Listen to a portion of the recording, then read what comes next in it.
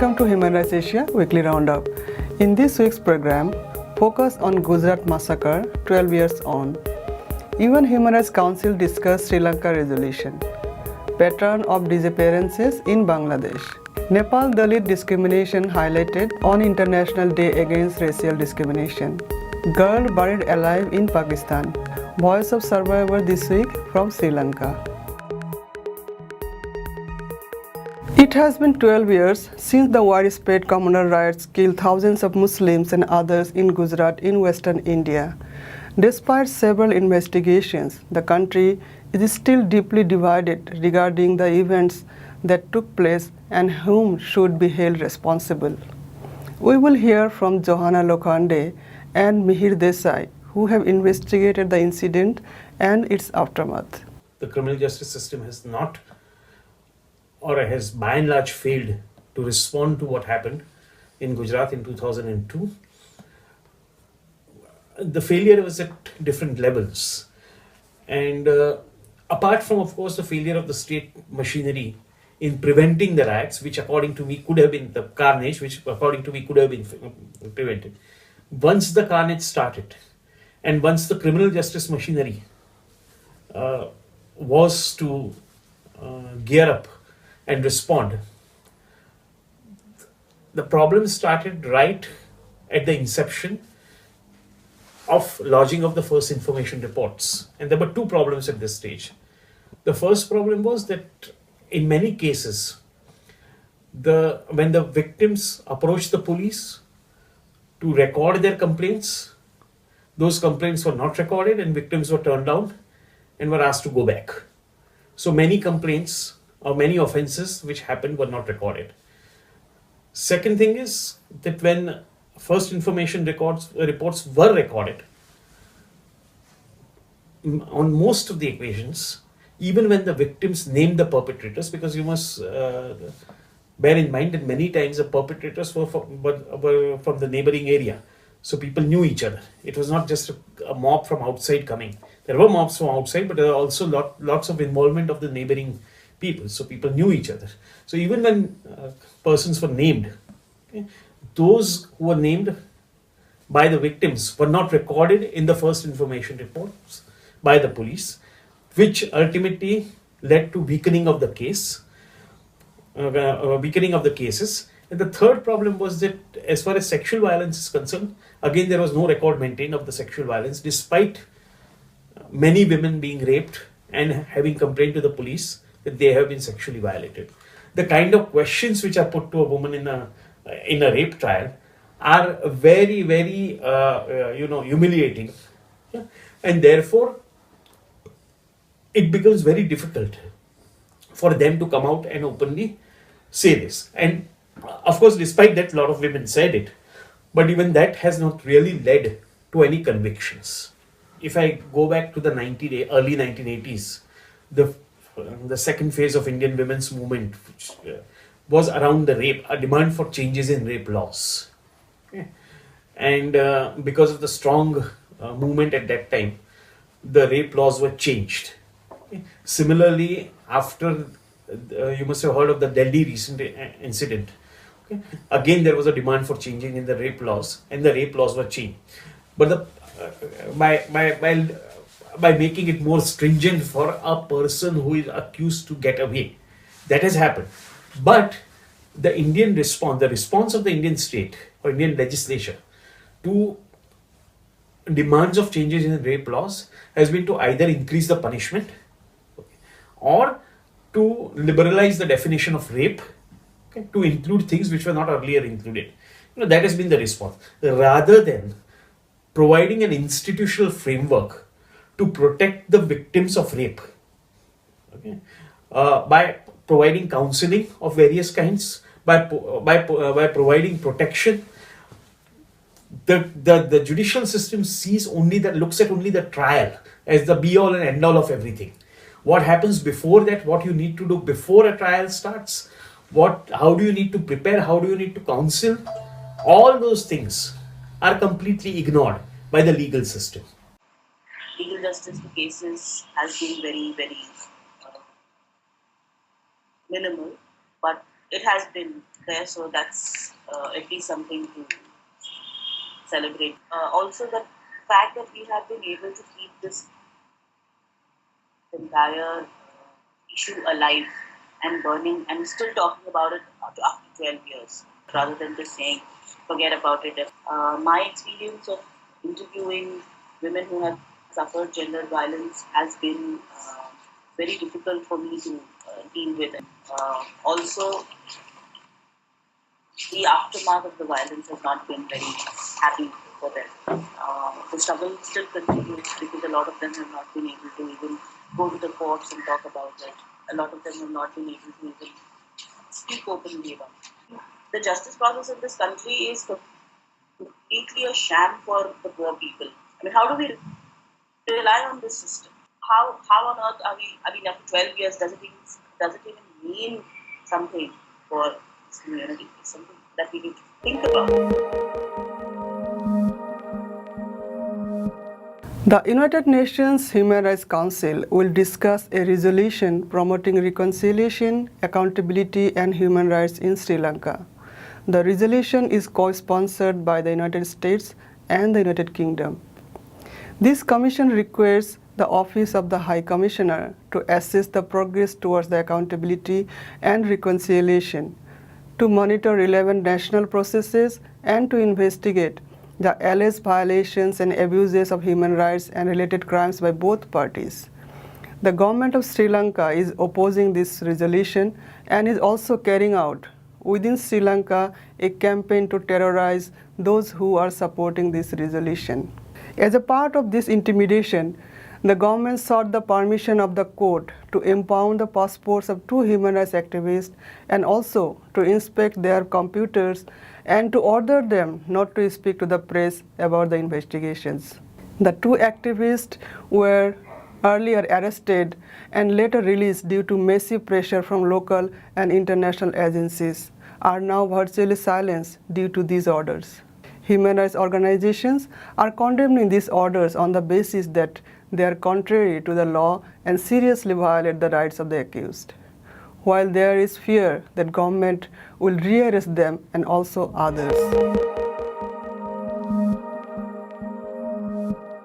And now to Bangladesh. More than 30 incidents of disappearances have been reported within 2 months period from January to February this year. The scale of enforced disappearance is increasing alarmingly in the country. The incidence exposes a consistent pattern with the following features: persons wearing uniforms of the Rapid Action Battalion or RAB, and police or plainclothes men claiming to be the members of the detective branch of the police or government's men picks up citizens. The victims are picked up from their home, office or business establishments and streets, often in late night. Vehicles similar to that of law enforcing agents are used to take away the victims. The victims are handcuffed, blindfolded when they are picked up in most cases. Families of the victim are often advised to contact the local unit of RAB or a nearby police station. The families are then denied access to the camps of the local RAB or the police when they try to verify the whereabouts of their family member who are taken away. The police deny registering a complaint if allegations are raised against the state agents and advise the relatives to search for the person somewhere else instead of filing a formal complaint. A formal complaint is only registered once any allegation is shifted from disappearances by state agents to kidnapping by unidentified criminals, and only if the complainant is able to influence the police by citing politically powerful persons or giving bribes. However, even if a formal complaint is registered, no credible investigation or prosecution take place. Relatives of victims of disappearances face continued intimidation and threats from the state agents if allegations are brought against law enforcement agencies. The victims are male and include mainly pro-opposition activists, supporters, along with businessmen, students, and working class people. The AHRC has repeatedly asked the Bangladeshi government to prohibit arbitrary deprivation of life and to reform its policing system urgently.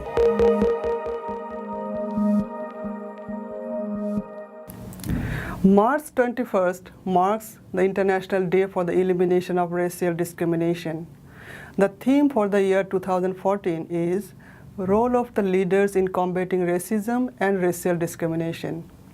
In South Asian countries, Dalits continue to be discriminated against.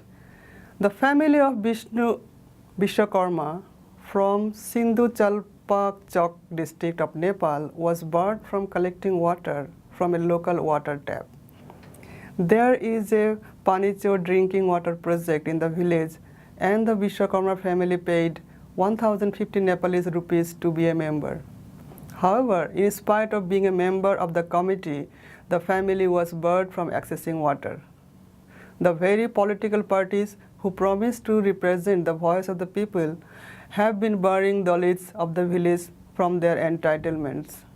Members of UCP and Maoist and Rashtriya Prajatantra Party cadres often claim that if Dalits use the water, it would be impure for them. This is one among many similar incidents of caste discrimination of Dalits still faced in Nepal. The AHRC strongly condemns caste-based discrimination in any form and urges South Asian governments to implement their national laws against caste-based discrimination in order to eliminate it. A 17-year-old girl was buried alive in Jhaul, Sangar district in Pakistan for marrying by her own choice outside of her caste.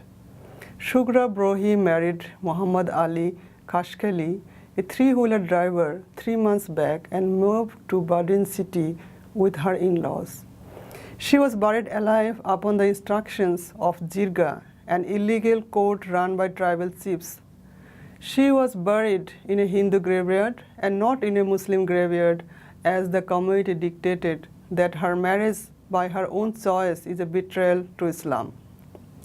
The local police have not registered a case against the perpetrators, but instead assigned security guards to the grave so that people cannot visit. The parents of the girl were involved in arranging the murder of their own daughter and are now trying to get diyat or blood money from the tribal elders. The whereabouts of the boy is still not known, and it is feared that he might have been killed as well. In this week's Voice of Survivors, we hear from Sumitra Damayanti from Sri Lanka. She received a telephone call at around 12 midnight informing her that her son-in-law and her nephew had been arrested by the Podala police. Sumitra immediately went to the police station with her daughter and her elder sister. Here she speaks of the ordeal that followed. ඔයස් මහත්තයා බැස්සා බැලලා පිටිපස්සේ දොර ඇරියා පිටිපස්සේ කන්නේ ඇරලි වර වෙලා එක පාටම ඇදලා දැම්මා මේ ජිප් එක ඇතුළේ ඉඳලා හේමන්ත කියන්නේ මගේ බෑනා එයයි මේ චතුරංග කියන්නේ මගේ අක්කයි පුතා දෙන්න ඇදලා ජිප් එකෙන් බිමට දැම්මා එතරම් ඉංග්‍රීසි බැලුවට දැම්මා ඒ දාප් වෙලාවකින් අපි ඇද්දකම දැක්ක දානවා එපාර දෙන්නෙක් ඇවිල්ලි වර වෙලා ඒ දෙන්නගේ ෂේඩ් කටින් අල්ලලා බිම දාලා ඇදගෙනම ගියා කාමරේට. ඒ සැරේ ඔයස් මහත්තයා ඒගොල්ලෝ දාලා බැටම් පොල්ලක් අරගෙන ආව එළියට. ඇවිල්ලි වර වෙලා දුවගෙන මං ගාවට ඇවිල්ලා කුණුහරුපගේ එළි වර වෙලා මගේ මෙහෙම ෂේඩ් එකකින් ගාගෙන දැන් හිටි ටී-ෂර්ට් එකකින් අල්ලගෙන ඉවර වෙලා මට පාරවල් තුන හතරක්ම ගෙහුවා. ගහලි වර වෙලා මාව ඉස්සර වෙලාම ඇදගෙන ගියා කූඩුවට. කූඩුවේ දොරට කියලා සවිත්‍රාට කෑ ගැහුවා. ආයි කියන කෑ ගහනකොට දොර ඇරියා. ඊට පස්සේ මාව ඉස්සර වෙලාම මාව තල්ලු කළා දැම්ම ඇතුළට. ඒ පාර දැන් මේ දෙන්නත් ඇදලා කාමරේ අපි ඔක්කොම තුන්දෙනාම දැම්ම දැන් මේ කූඩුවට දාලා ලොක් කර කූඩුව එළියේ. ලොක් කළා සවිත්‍රාට කතා කරලා කිව්වා මුන්ට වතුරක් දෙන්න එපා. මං කියනකම් මේ කියලා කිව්වා. ඒ පාර මගේ දූ වැඬුවා මගේ ළමයා දෙන්න ළමයා නෑ අතේ කියලා. ඒවල ඉතින් ළමයා දුන්නේ නැහැ. ඊට පස්සේ තමයි ළමයා අපිට දවාලේ හම්බුනේ. මෙයාට පපුවේ අමාරු ඇදිලා ඇඬුවට ඔයස් මහත්තයා විල කිව්වා මරණත් බොලා ගෙනියන්නේ නැහැ. කූඩුවේ මැරියල්ලා තුන් දෙනාම මේ අපි ගිහින් මොචරියට දාන්නේ කියලා ඔය මහත්තයා එහෙම කෑ ගහලා ගියා. එයාට හොඳට කපුවේ අමාරු හැදිලා වැටුණා මෙයා ඒක ඇතුලේ ළමයාත් නැහැ කිවි තද වෙලා. මට කියනවා මේවට මොකද කරදර කරන්න ගියොත් මේ අනිත් ළමයි දෙන්නට හයිකෝට් එකක් දානවා බෝම්බයක් හරි දාලා මේ ළමයට ආතතියක් තියෙනවා නම් කිසි තැනකට යන්න එපා කියලා. This is all for this week's Human Rights Asia Weekly Roundup. For more information on these issues, log on to www.humanrights.asia. Thank you for watching and hope to see you next week.